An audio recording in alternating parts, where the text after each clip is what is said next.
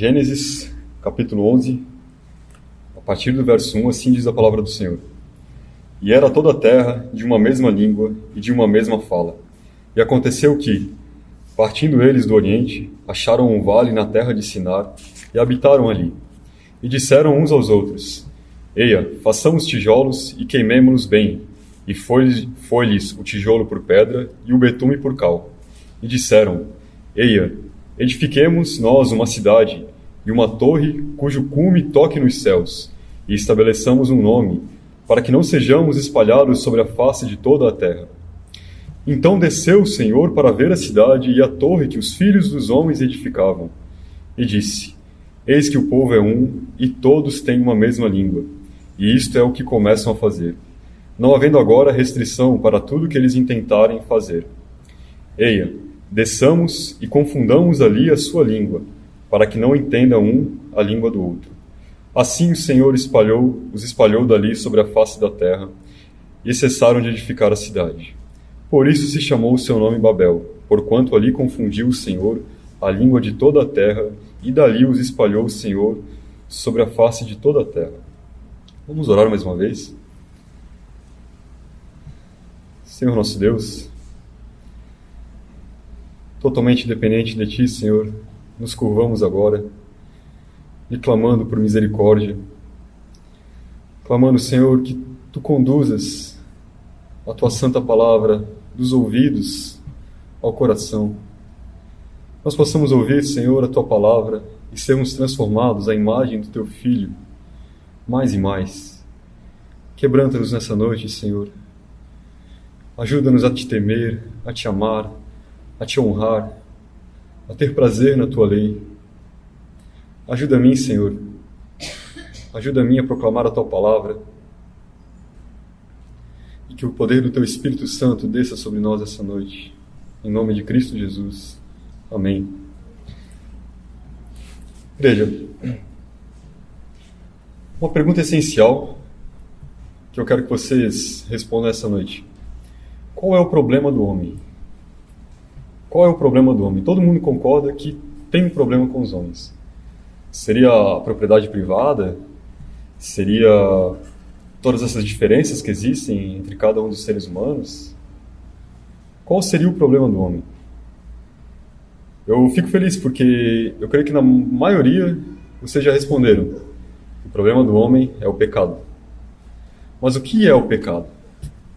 No que se caracteriza realmente este problema do homem? Não seria o pecado a transgressão de uma ordem, de maneira ativa ou passiva? Isso é o pecado, não é? E o pecado, então, nada mais é do que a rebeldia. De modo que eu posso afirmar, então, que o grande problema do homem é a rebeldia contra Deus. A rebeldia manifestada em todos os pecados que nós praticamos o tempo inteiro. É o que nós lemos neste texto. A rebeldia dos homens tentando atingir os céus. Então, a minha proposta essa noite é fazer vocês refletirem sobre isso, através da palavra de Deus e do poder do Espírito Santo. Eu quero rapidamente, primeiro, passar uma simples exegese desse texto. Nós vemos aqui no verso 1, Moisés escreve que era toda a terra de uma mesma língua e de uma mesma fala.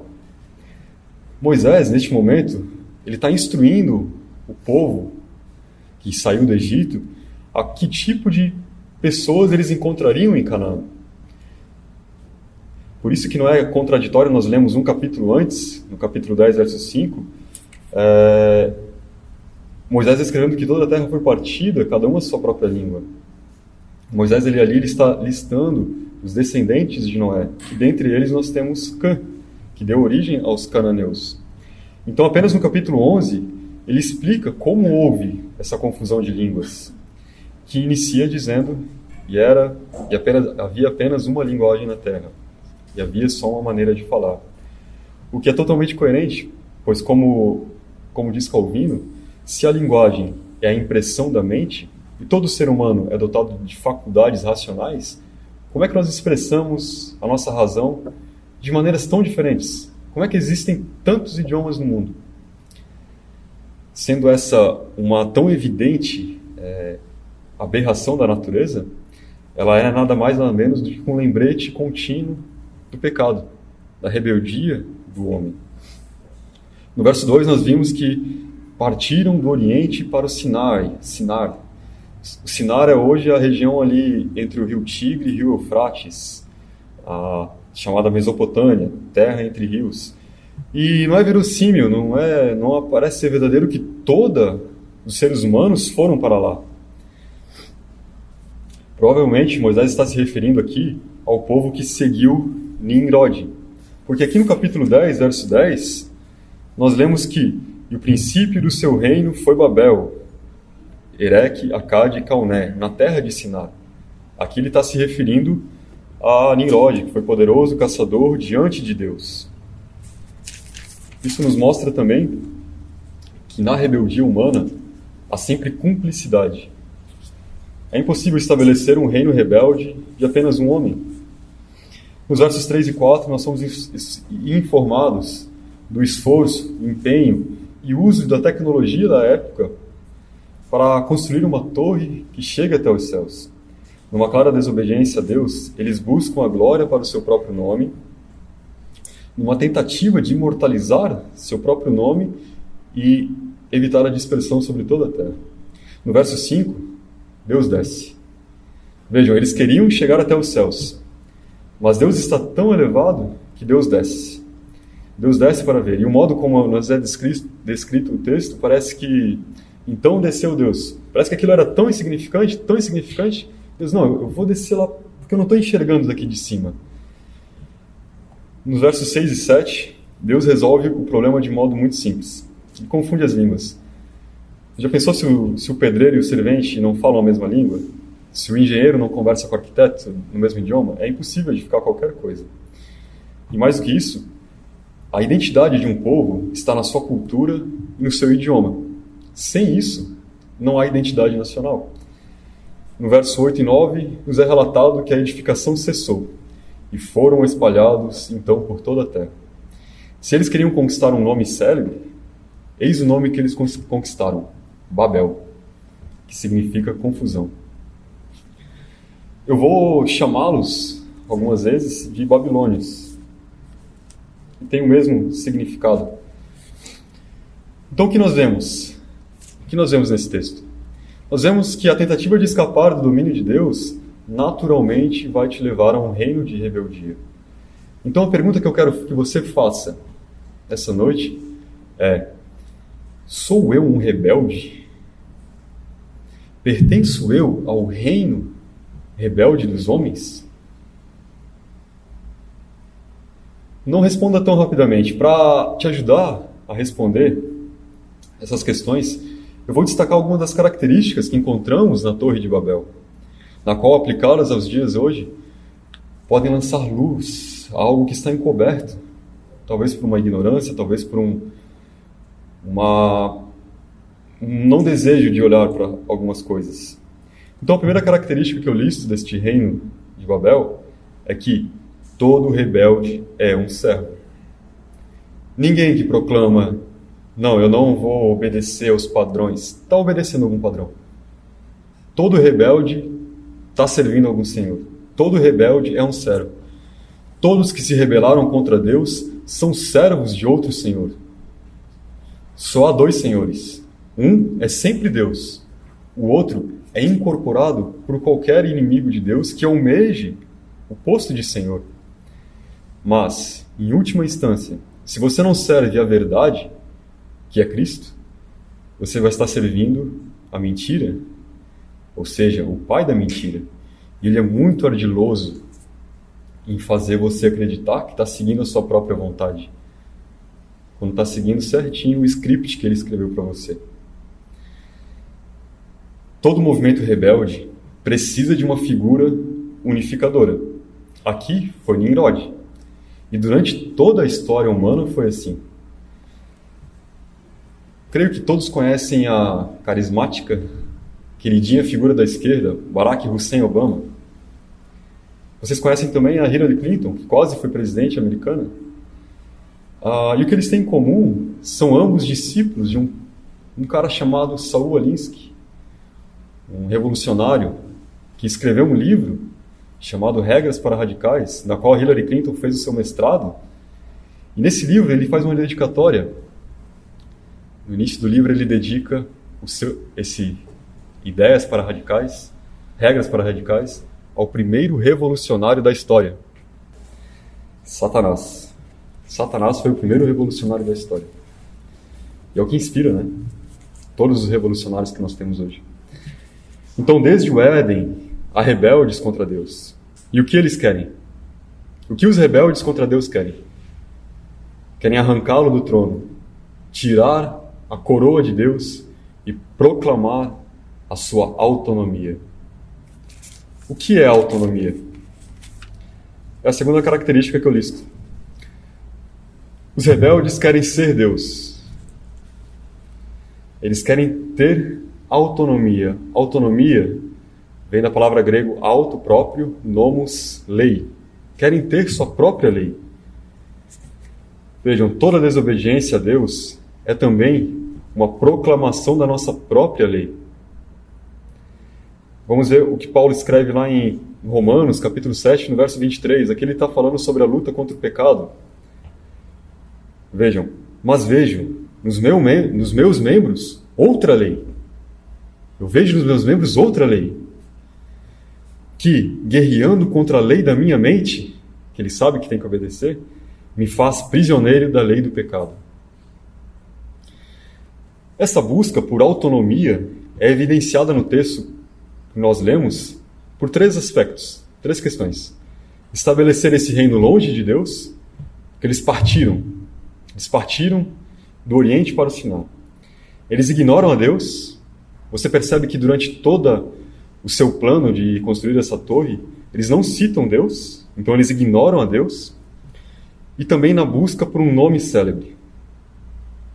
A autonomia é caracterizada por essas três questões, ou seja, nas esferas sociais, espirituais e cultural. Vamos ver separadamente estes três aspectos autônomos do reino de Babel, dos babilônios.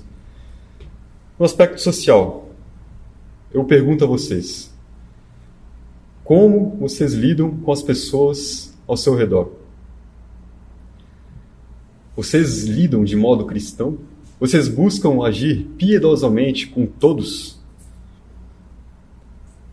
A fonte de autoridade que pauta o seu modo de agir, de falar, de pensar na sociedade é a palavra de Deus ou é a sua?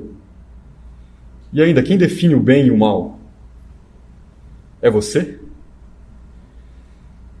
Se o sal perder seu poder de salgar, de evitar o apodrecimento, de fazer a ferida arder, ele vai ser pisado pelos homens. As práticas sociais, de modo algum, existem por si só. Elas têm que fazer parte de uma civilização. E nenhuma civilização estabelece leis acima da sua própria moralidade. Assim nos escreve Rushduni. Nós não conseguimos estabelecer leis numa sociedade na qual estamos tão longe de alcançá-las, e por isso nós vemos o quão terríveis são as leis da sociedade atual. Como manteremos, então, uma civilização cristã se cada vez mais nos rebelarmos contra Deus? O Dr. Howell Kuyper nos diz em um de seus livros que o maior poder de conexão que há em uma sociedade é seu capital moral. O que isso significa? Sociedade. Como é que vai haver uma sociedade se nós não concordamos sobre coisas essenciais para o nosso convívio? Por exemplo, roubar é errado. Matar crianças na barriga da mãe é errado. Entre outras coisas. O capital moral é o capital que mantém uma sociedade conectada. Num reino rebelde, sem a lei moral de Deus, o que temos é essa crise de valores, onde o errado é certo, o certo é errado, relativizado. E sabem por quê? Os homens de Nimrod foram para o Oriente, partiram do Oriente. No fundo, todos temiam a Deus. No fundo, todos estes homens que tentam estabelecer uma sociedade longe de Deus, eles temem a Deus. Não há um só homem, por mais longe que vá, que chegue diante da eternidade e não trema. Estabelecer uma sociedade, lidar com as pessoas ao seu redor, afastado de Deus, como se ele realmente não estivesse na sua frente, só leva os homens à confusão.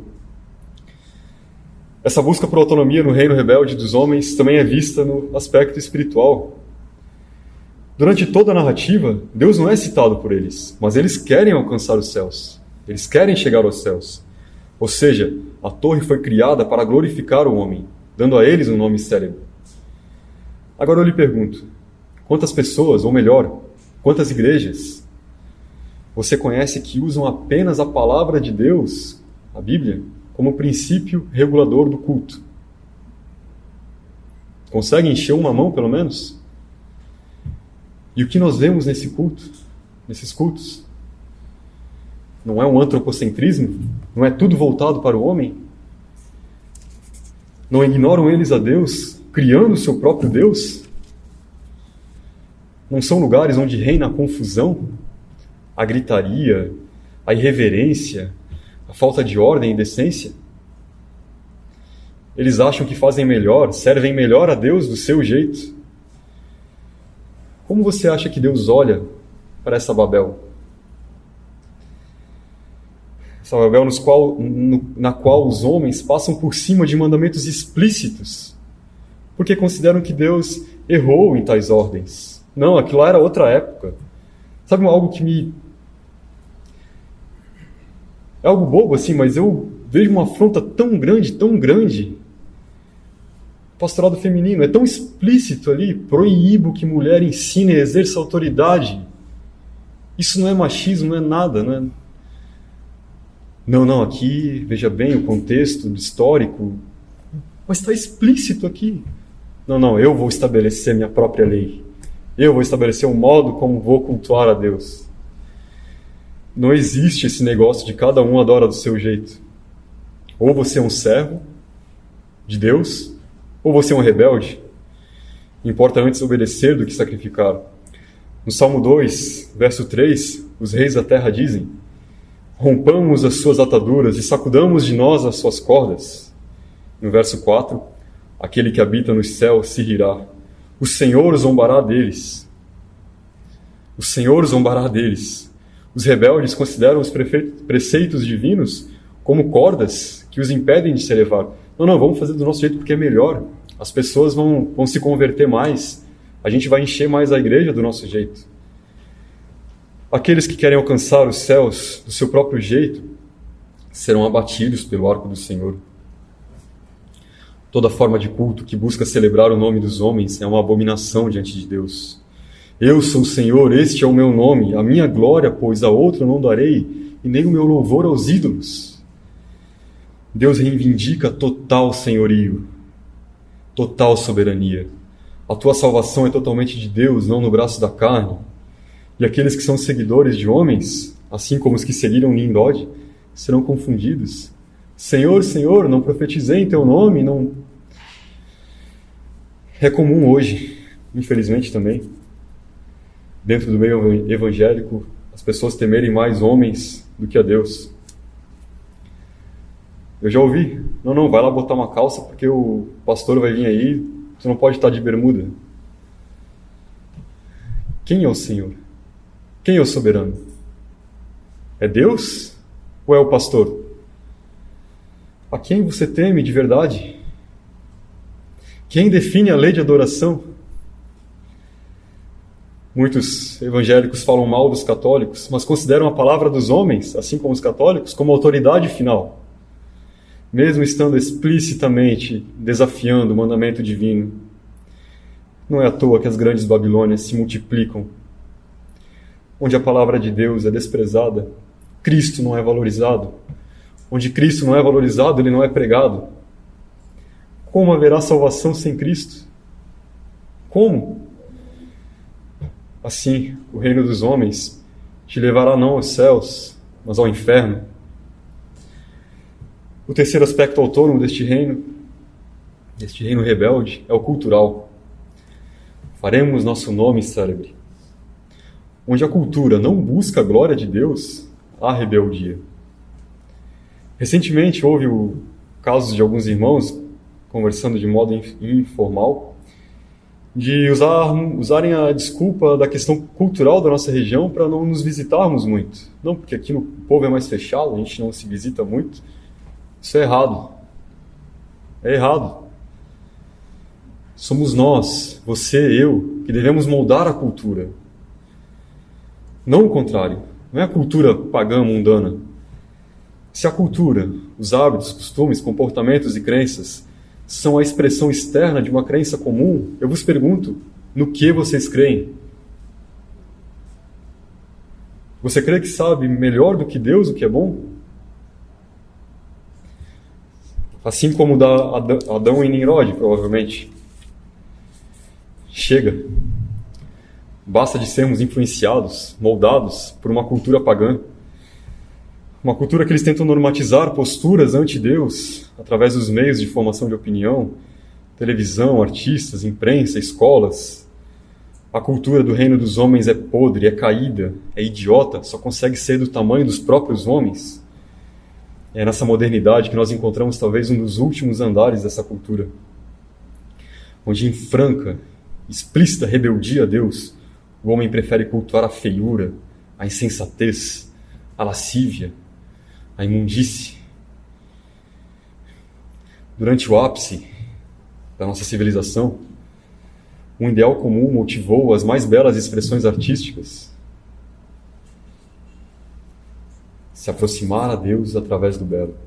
Era isso que motivava a busca pela beleza. Os antigos viam a beleza como um ponto de contato com Deus.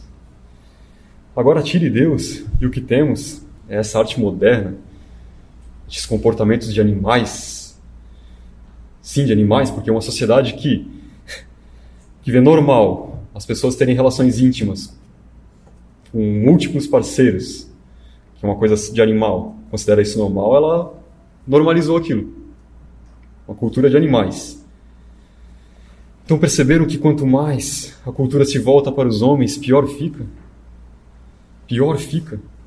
Quanto mais o homem busca a sua própria glória, mais em trevas ele fica. Só Deus tem o direito de reivindicar a sua glória. E o homem que se gloriar, glorie-se nisto, em lhe conhecer, entender e saber que só Ele é Deus. Aqueles homens queriam um nome célebre, fama, atravessar os séculos com sua reputação. Isso é bem comum na toda a história da humanidade. E é lamentável, nos nossos dias, o que nós vemos nas redes sociais para ganhar seguidores. Eu não me refiro só às dancinhas e coisas mais estúpidas que as pessoas estão dispostas a fazer para ganhar seguidor, mas a capacidade de acabar com a privacidade de si e de sua família. Vocês sabiam que o homem, o estilista que lançou o biquíni, precisou contratar uma stripper? Porque nenhuma mulher daquela época estava disposta a subir numa passarela praticamente nua? Hoje nós vemos as filhas de Nimrod se expondo para quê? Pensem, o que as motiva? Não querem um nome célebre? Querem fama, querem números? Querem seguidores? Querem curtidas? O que não percebem, no final das contas, é que o reino dos homens é um reino de anonimato e opressão. A cultura sem Deus, ela é como aquelas praias que a gente vê naqueles documentários ambientalistas, aquelas praias cheias de lixo, sabe? Aí tá lá a praia, né? A cultura do homem caído, cheia de lixo. Aí vem uma onda, uma nova moda, mais lixo ainda. Aí vem, joga mais lixo naquela lixaiada. E aquele lixo que estava por baixo volta para o oceano. E assim fica. E assim fica. E a gente perde tempo, às vezes, com isso. Não permanece. Essa cultura que busca o seu nome célebre, não permanece. Daqui a 50 anos, ninguém vai se lembrar desses influencers aí, dessas que tem 50, 100, 500 mil seguidores. Não permanecem. Morreu, acabou. Ou melhor, o pior começou. Presta atenção nisso. toda essa perda de privacidade que essa cultura que busca um nome célebre provoca, ela leva a uma perda do sentido da vergonha. As pessoas perderam a vergonha. Sem privacidade, não há intimidade.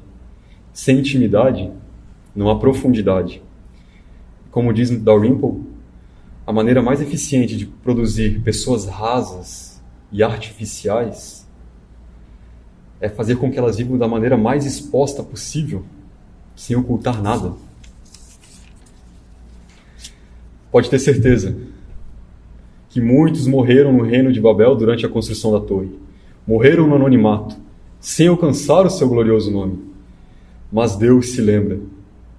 Deus se lembra. Deus não esquece. A terceira característica do reino de Babel é a busca por controle. O homem quer controle, tanto na terra como no céu. O nome de Cristo tem sido usado de modo tão frívolo, irreverente, zombeteiro, que daria inveja aos babilônios. A oração do crente hoje é a seguinte: seja feita a minha vontade, assim na terra como no céu. Não existe negar-se a si mesmo. Parece que às vezes nós queremos negociar com Deus como se estivéssemos subidos em nossa torre, ao ponto de mudarmos ou abandonarmos os mandamentos divinos. Você quer negociar com Deus? Ótimo. Faça como Acã. Tome das coisas condenadas e esconda no meio da sua casa ou no meio do seu coração. Mas não reclame quando Deus destruir toda a sua casa por causa daquilo que você ocultou. Faça ainda como Nadab e Abiú. Defina você mesmo como vai adorar a Deus. Mas não reclame também quando o fogo santo de Deus lhe consumir em sua falsa adoração. Você pode também dar só uma olhadinha para Sodoma. Quem tem ouvidos para entender, entenda. Assim como a mulher de Ló, o máximo que lhe acontecerá é virar uma escultura, uma estátua de sal digna de zombaria. Com Deus e seus mandamentos não há negociação. Não há mais ou menos. Não há só essa parte. Para tentar controlar tudo, o homem faz duas coisas. Primeiro, assim como os seguidores de Nimrod, usa de todo avanço e conhecimento da tecnologia da época para matar a Deus. É isso mesmo, matar a Deus. Segunda maneira de tentar controlar tudo: desprezar e menosprezar a Deus, ignorando ou tentando rebaixar Deus ao nosso nível. Primeiro modo, podem ter certeza que a Torre de Babel exigiu o que tinha de mais avançado na época em conhecimento e tecnologia, e isso tudo foi usado para o mal. Da mesma maneira, hoje, o homem busca o controle da providência com suas filosofias materialistas que dizem ter descoberto o motor da história. Constroem torres enormes com o único objetivo de tirar Deus do trono. Eu poderia citar vários homens que construíram suas obras que influenciam todos hoje, inconscientemente ou não, sob o postulado de atacar Deus. Vou citar um aqui da nossa cidade, que todos já ouviram falar, Fritz Miller. É celebrado nas escolas. As escolas seculares promovem excursões até o museu de Fritz Miller. Quem foi Fritz Miller? Vocês sabem quem foi Fritz Miller? Fritz Miller foi o cara que se recusou a pegar o seu diploma, porque na hora de pegar o diploma, a universidade exigia que fizesse um juramento diante de Deus. Ele achava absurda a ideia de Deus. Então, quando ele descobre que um cara lá na Alemanha desenvolveu uma teoria da evolução, o que motivou ele? Foi seu compromisso científico? Quanta inocência. Não, isso aqui está tirando Deus da jogada? É isso aqui que eu vou dedicar a minha vida para promover. É essa torre aqui que eu vou construir. A tecnologia e o avanço da ciência, que quando são usados e enviesados, sempre atacam Deus. É absurdo. Quão estúpidos são os credos dos cientistas para atacar Deus. Falando sobre o início do universo. Não, porque no início tinha uma sopa primordial com tudo aquilo que era necessário para a vida, e os vulcões aqueceram e aquilo ali, saiu o primeiro girininho e eis-nos aqui. Ah não, a Terra era uma rocha quente, aí veio um meteoro e trouxe água para a Terra. Aí eis a perfeição do universo. Não. Havia uma espiral de números matemáticos que foram se combinando até que, Big Bang. Hoje a tecnologia permite vasculhar os segredos do universo, glorificar a sabedoria e o poder de Deus, a grandeza dele nas estrelas. Mas o homem não. O homem vai usar a tecnologia para tentar tirar Deus da jogada. Tentando racionalizar tudo, colocando a razão até mesmo de Deus. Não, porque se eu não compreendo é porque não existe. Tudo para controlar todos, para controlar os seus semelhantes. Ele tem que tirar Deus da jogada. Vocês já pensaram no que Nimrod fazia com toda essa tecnologia à sua disposição? Bom, talvez ele criaria uma rede social na qual todos se expõem e são expostos. Fecundaria uma vida rasa de opiniões feitas à base de manchetes e memes. Colocaria também um tal de politicamente correto que nivelaria o discurso, de modo que qualquer discurso que fosse contra o seu modo de pensamento violaria os padrões de comunidade e seria descrito como discurso de ódio. Ou ele poderia, quem sabe, criar uma plataforma bem conhecida, que consegue acessar o que nós falamos, o local que nós estamos, os nossos gostos, tudo isso através de um aparelho que nós não largamos de nossas mãos. As possibilidades de controle são infindáveis. Já pensou o que faria Stalin, Hitler, Napoleão, com tudo isso à disposição? O mundo parece ansiar pelo próximo Nimrod. E pelo que vimos na pandemia, as pessoas não se importam nem um pouco em perder sua liberdade.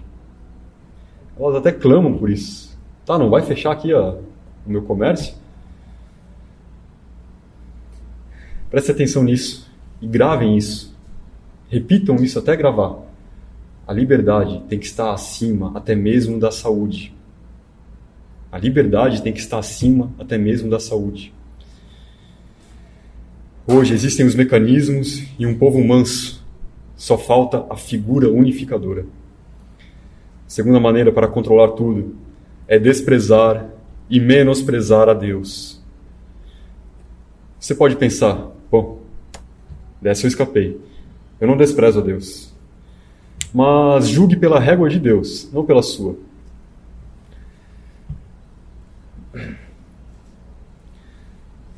Faça na sua mente um pequeno exercício. Na última semana, teve algum momento que eu ignorei a Deus? Porque se você ignorou, nem que seja um pequeno deslize, você desprezou. Foi um pequeno momento, mas foi um pequeno momento de rebeldia. Ora, a construção de uma torre como queriam levaria uma vida. E eles não se importavam em viver uma vida ignorando a Deus, em troca dessa falsa sensação de controle na sua própria vida. Quantos tronos existem no seu coração? Apenas um, né? Ou você curva sua vida para Deus, ou vive com sorte até ficar velho, tendo a si mesmo entronizado. Mas lembre-se que você é só um testa de ferro. Mas eu tenho que advertir. Você pode ignorar e desprezar a Deus durante toda a sua vida, mas você não poderá fazer isso durante a eternidade. É impossível ignorar as chamas da condenação. Você pode pensar também, ainda bem que eu não desprezo nem ignoro a Deus. Ótimo. Mas será que você não menospreza? Vejam, a atitude arrogante daquele povo era atingir os céus. Façamos uma torre que o cume atinge até os céus. Eles queriam chamar a atenção de Deus por sua própria grandeza. Mas Deus desceu. Deus desceu. Ele tem que descer. Ele tem que descer para poder ver. Existem muitos que menosprezam Deus, diminuindo, fazendo conforme os seus caprichos. Por que isso? Por controle. Tudo isso por controle. Não foi Deus que me salvou, eu escolhi a Deus. Eles gritam, eu tenho meu livre-arbítrio. Eu tenho meu livre-arbítrio é outro modo de dizer, eu estou no controle e farei uma torre de obras que me levará até os céus. Se você diminuir a soberania de Deus, você o menospreza. Você está tentando fazer ele menor do que ele é. As pessoas, ao invés de se consolarem com a soberania de Deus, parecem que elas temem isso. Não, Deus não pode estar no controle de... vai que ele... Esquecem como Deus é bom, como Deus é santo, como Deus é sábio. Glórias a Deus por sua soberania. O ser humano deseja esse controle dos céus e da terra desde a antiguidade e precisa lidar com Deus para isso. Então eles desprezam e menosprezam a Deus com suas torres particulares. Mas me responda, tente responder. O que o homem faria se pudesse chegar aos céus com sua torre? O que o homem faria se conseguisse, com sua própria torre ali, chegar aos céus? Ele mataria Deus. O homem mataria Deus. Aquele soldado romano, ao enfiar a lança na lateral de Cristo, ele fez o que todo ser humano rebelde faria se pudesse alcançar a Cristo. Eles matariam e sairiam gritando pelas ruas, comemorando, Deus está morto, Deus está morto. Haveria uma grande festa em Babel. Mas por mais que o homem tente, com suas filosofias, suas ciências, dizer que Deus está morto, Deus desce, de maneira que todos podem ver, até uma pessoa cega pode ver. Ele afirma sua soberania, seja na morte do homem, como conforme nós vimos nessa pandemia, seja na natureza, qualquer outra maneira. O ser humano é como uma formiga, construindo seu formigueirinho ali, achando, eu vou escapar da inundação do oceano da ira de Deus. O resultado de todas essas tentativas de controle humano, nós vemos hoje, é confusão. Mas eu proclamo a vocês, há esperança. Se eles cessaram a construção da torre, você também pode cessar pela intervenção divina. Sabendo tudo que essa torre significa, toda a rebeldia que está incutida nela, eu lhes imploro, parem de ignorar a Deus, ignorar o que Ele ordena, parem de tentar ser seus próprios deuses, parem de desprezar a Deus com o cristianismo aguado. Cristo, em sua primeira pregação, o que Ele afirmou? Arrependei-vos, pois o reino de Deus, o reino dos céus, está próximo. O reino dos céus está próximo. Mas isso foi há 2000 e poucos anos. O reino dos céus está próximo. Todos os anos, milhões morrem. Todos nós morreremos em poucas décadas.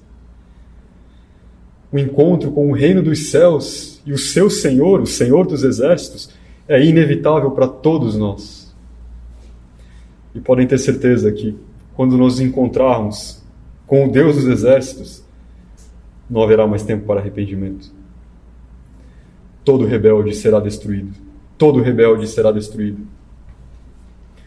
Nós olhamos hoje os poderosos exércitos do mundo, o americano, o chinês, tudo isso vai ser destruído com apenas o hálito de Cristo. Veja o que a palavra de Deus diz no livro de Apocalipse, capítulo 18, verso 1. Depois dessas coisas vi descer do céu outro anjo, que tinha grande poder, e a terra foi iluminada com a sua glória. E clamou fortemente com grande voz, dizendo: Caiu, Caiu a grande Babilônia e se tornou morada de demônios e covil de todo espírito imundo, e esconderijo de toda ave imunda e odiável, porque todas as nações beberam do vinho da ira da sua fornicação, e os reis da terra se prostituíram com ela, e os mercadores da terra se enriqueceram com a abundância de suas delícias. E ouvi outra voz do céu, que dizia: sai dela, povo meu, sai dela, povo meu. É o que eu proclamo hoje: sai dela, povo meu, sai do reino rebelde, para que não sejais participantes dos seus pecados, e para que não incorras nas suas pragas, porque já os seus pecados se acumularam até o céu. E Deus se lembrou das iniquidades dela. Essa é a torre, a verdadeira torre que o reino rebelde faz, uma torre de pecado que se acumula até os céus. Igreja, nós não temos noção do que é a ira de Deus. Nem podemos ter noção do que é a ira de Deus. A ira que cairá sobre todo rebelde, que despreza o Rei dos Reis, que despreza o Cordeiro de Deus, que despreza Cristo. Cristo, o Cordeiro de Deus. Por que o Cordeiro? Por que o Cordeiro? Talvez o pessoal mais antigo entende que para você às vezes matar um animal, um porco, um gado, era muito difícil. Agora um cordeiro é constrangedor, ele vem mudo, total submissão em direção à faca. Cristo é o Cordeiro de Deus, totalmente submisso a Deus. Ele mesmo é o que tomou o cálice da ira de Deus em nosso lugar. E é Ele mesmo que vai pisar o lagar do vinho, do furor e da ira do Todo-Poderoso. Conforme Apocalipse 19, verso 11.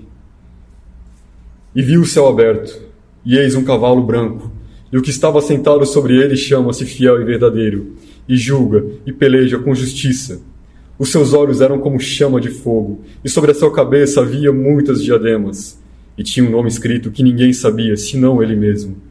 E estava vestido de uma veste salpicada de sangue, e o nome pelo qual se chama é a Palavra de Deus. E seguiam-no os exércitos no céu em cavalos brancos, vestidos de linho fino, branco e puro. E da sua boca saiu uma aguda espada, para ferir com elas as nações. Ele as regerá com vara de ferro, e ele mesmo é o que pisa o lagar do vinho, do furor e da ira do Deus Todo-Poderoso. E no manto e na sua coxa tem escrito este nome: Rei dos Reis e Senhor dos Senhores. Vejam quão maravilhosa graça é fazer parte de um reino na qual Cristo é o Rei dos Reis. A qual reino você faz parte? Vejam quão desgraçada é a vida dos rebeldes que desprezam a Deus, que desprezam a sua lei, que vivem uma vida ignorando a Deus. Vejam quão desgraçada. E agora se alegrem pela graça que vos é dada. Se alegrem por Deus ter inclinado os vossos espíritos em direção a Ele. Não se achem melhores dos que estão lá na Babel. Nós somos tão miseráveis quanto eles. A diferença é que em nós, Deus, por sua maravilhosa graça e seu poder no Espírito Santo, em Cristo Jesus nos fez cidadãos dos céus. E é nosso dever, como embaixadores de Cristo, nos portarmos como cidadãos dos céus.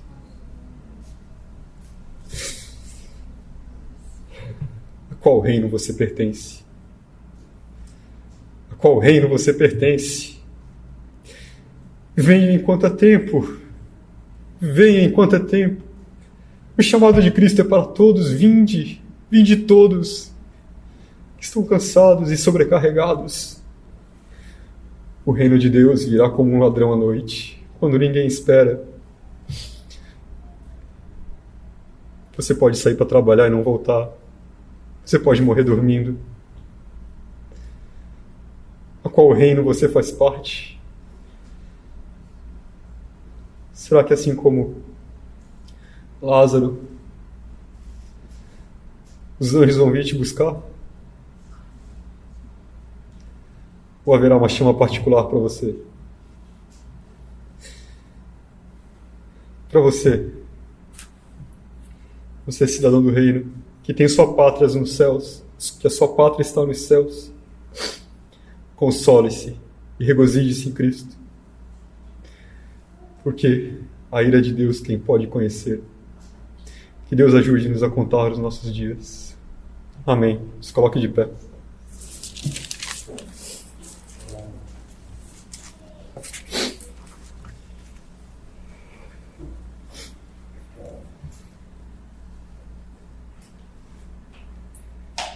Senhor nosso Deus,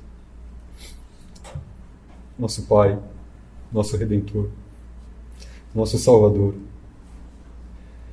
Graças te damos, Senhor, pelo privilégio de estarmos aqui, sermos confrontados com a grandeza da Tua Palavra, sermos confrontados com o Teu Espírito Santo.